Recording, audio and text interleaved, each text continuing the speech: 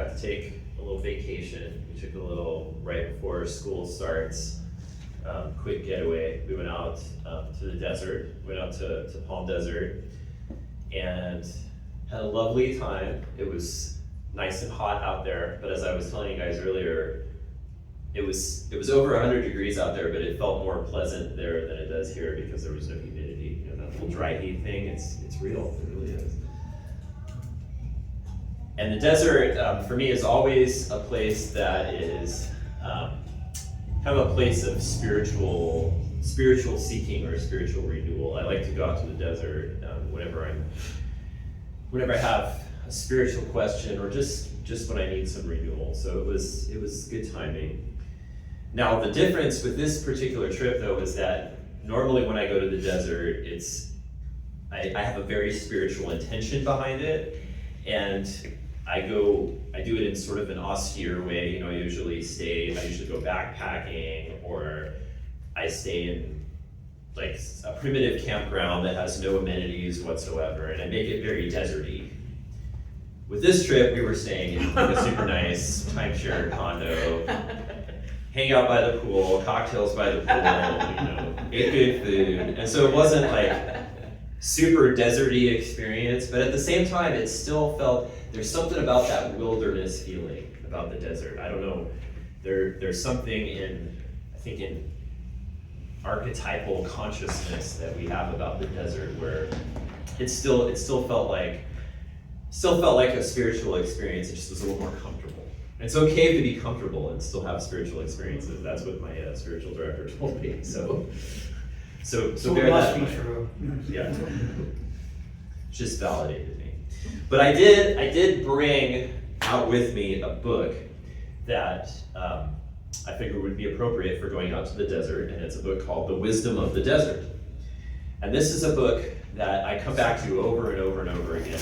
It was written by Thomas Merton, who is the Trappist monk, very, very well-known Catholic monk, contemplative teacher. But the book, he didn't really write much of it. It's mainly a collection of sayings from this ancient text of the people who were known as the desert fathers and mothers. Okay, so these were people who in the 4th century basically left civilization and went to go live out in the desert in Palestine and in Egypt.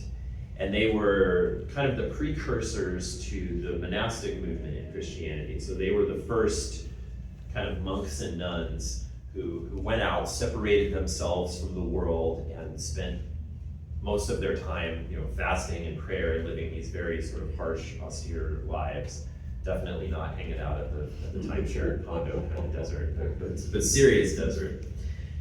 And there's, the book is just this collection of little, you know, one paragraph, sometimes one line, little quotes or stories from the desert fathers and mothers.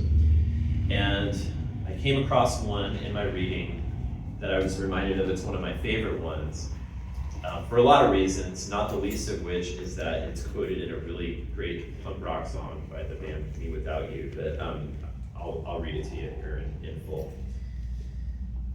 And it's talking about a conversation between these two abbots. So the abbots were the guys who kind of were the leaders. People would come to them for wisdom out in the desert. These guys were kind of like hermits. So Abbot Lot came to Abbot Joseph and said, "Father, according as I am able, I keep my little rule and my little fast, my prayer, meditation, contemplative silence. And according as I am able, I strive to cleanse my heart of thoughts.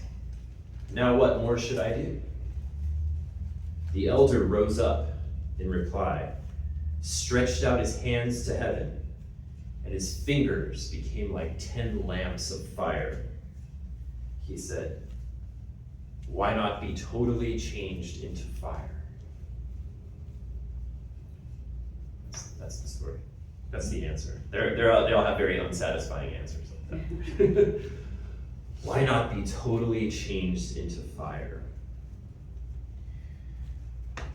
And to understand what that means, it helps to understand a little bit of the context of who these folks were, the desert fathers and mothers, and why they went out into the desert.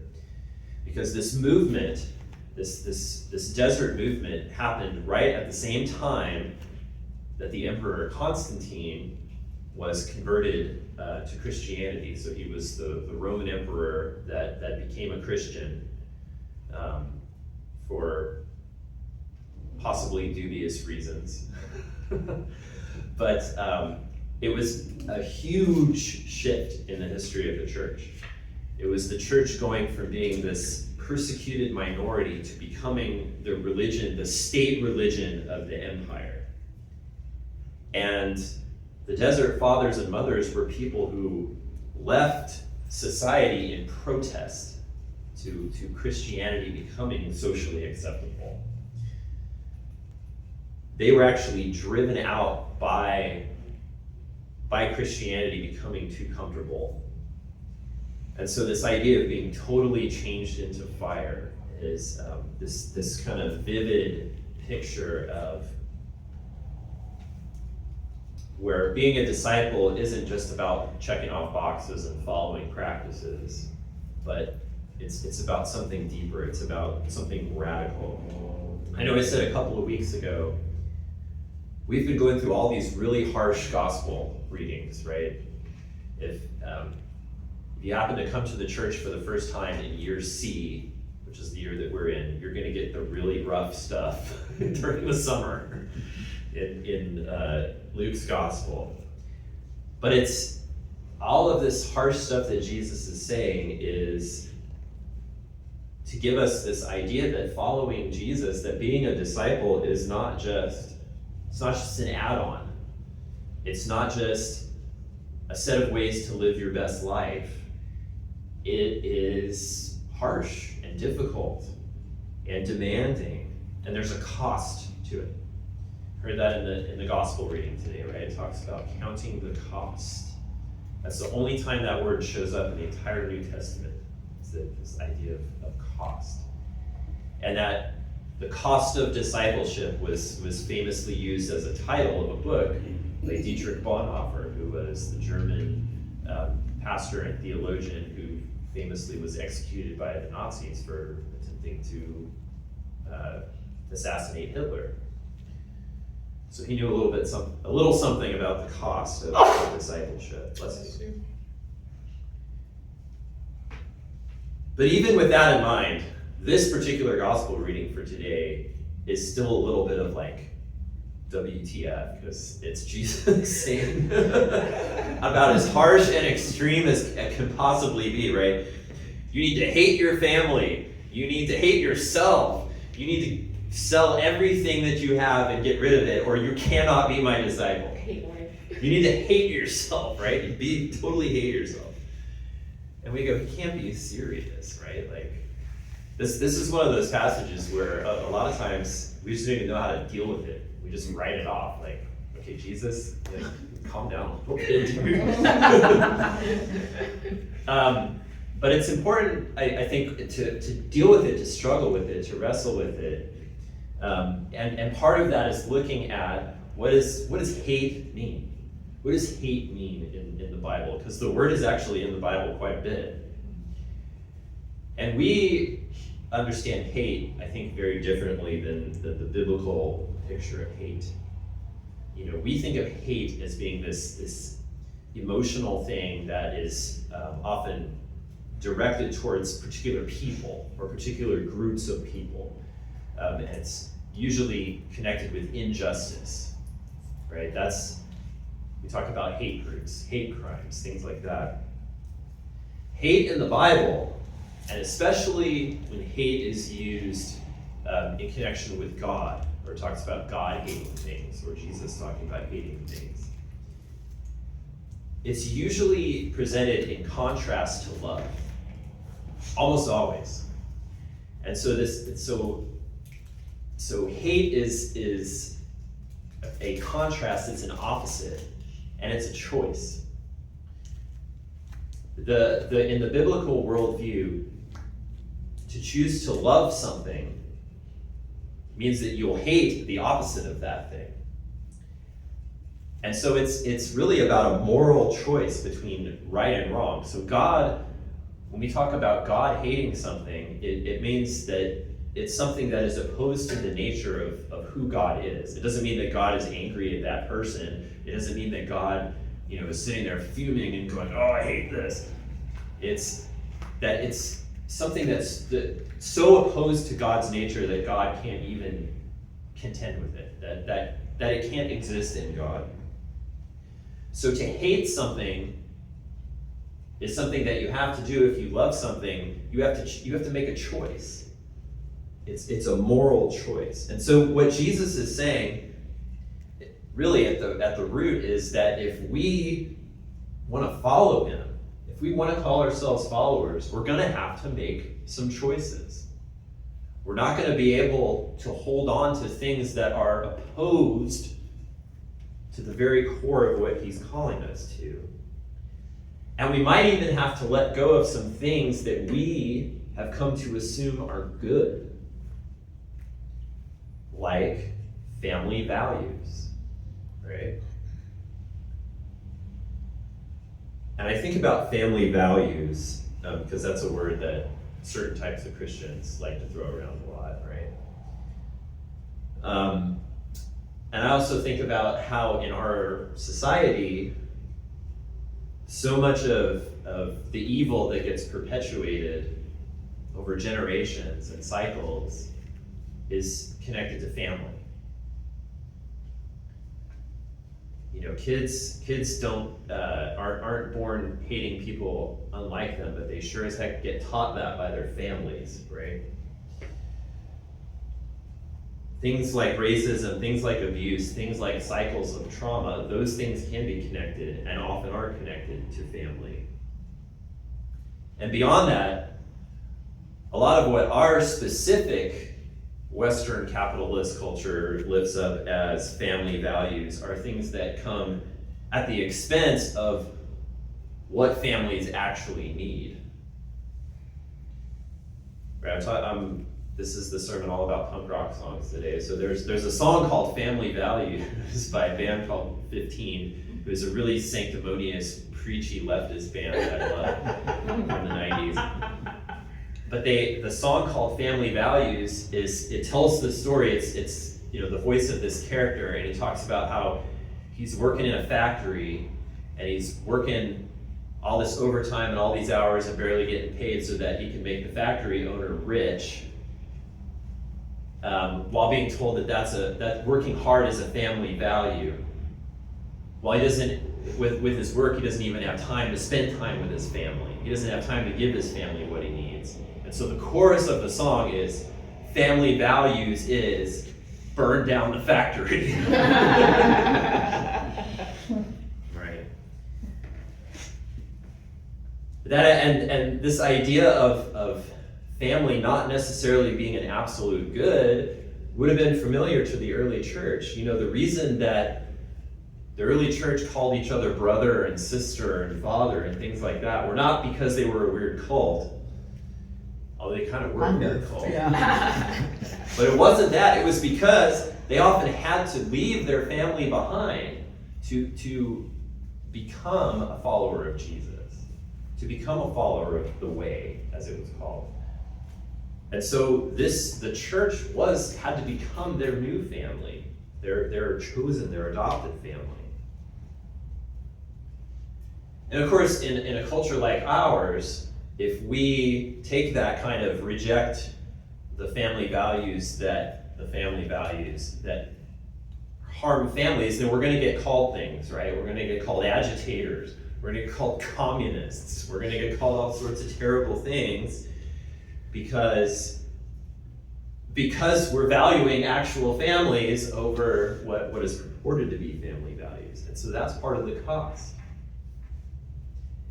And so when Jesus says you have to carry the cross, our call as followers of Jesus is to make choices. And those choices are inevitably going to result in a cross. Now, does that mean that Jesus is calling us all to be martyrs? I don't think Jesus is calling us all to be martyrs. I think some people are called to be martyrs. But I think if we were all called to be martyrs, that would defeat the purpose, because then we'd all be dead. However, I do think that we are all called to something that will cost us something. And I'm gonna throw a little curveball at you today. I don't think that we're all called to be martyrs, but I do think that we're all called to be priests. Okay. You're looking at me like, no, that's your job. I don't want to do it. But I'm gonna return us to that image of being utterly changed into fire. Because all of us are called to this priestly vocation of being witnesses to and being bearers of the presence of God. I might have a particular administrative and ceremonial role as a priest, but all of us are called to a priesthood of all of us, which is carrying and pointing out and blessing and embodying that image of God to bring transformation into the world. And that's totally countercultural. And I thought about that because I read another quote this week from an Orthodox writer who is Russian Orthodox, and he was, this was written during the late Soviet period, so he was kind of a persecuted minority in the Soviet Union. And he talks about how the Russian Orthodox Church had been totally sort of taken over by the Soviets and basically became an arm of the dictatorship. And he said the reason there's so much evil in the church is that the people have probably never known saintly people, such as we have known. They've never had the living experience of the Holy Church. They have never been gently embraced by an elder, never heard the words, "My beloved child," fiery words, which burn away our unbelief and even our sins. And so I think we really are all called to carry those words out into the world. And like he says, those are fiery words. Those are words that burn away falsehood. Those are words that burn away, those are words that burn away the system that the world has set up and told us is what is real. And I wonder why might that message be costly, to tell people that they're loved? Maybe because it's so radical that it invites people to the table, once again, like we talked about last week, that maybe we're not even ready to invite. And are we prepared to be seen as dividers and fanatics and communists?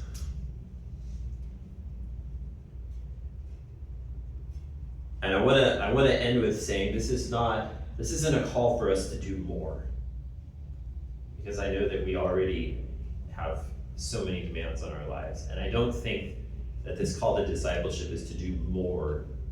Again, it's not an addendum. It's a call to do things differently, to look at things differently, to ask hard questions about what we're choosing in all of our choices.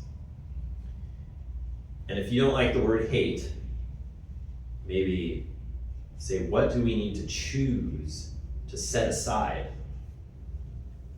in order to choose love, in order to make the choice for love? So that's my question that I put out to you, and I invite your thoughts on how this might interact with your story.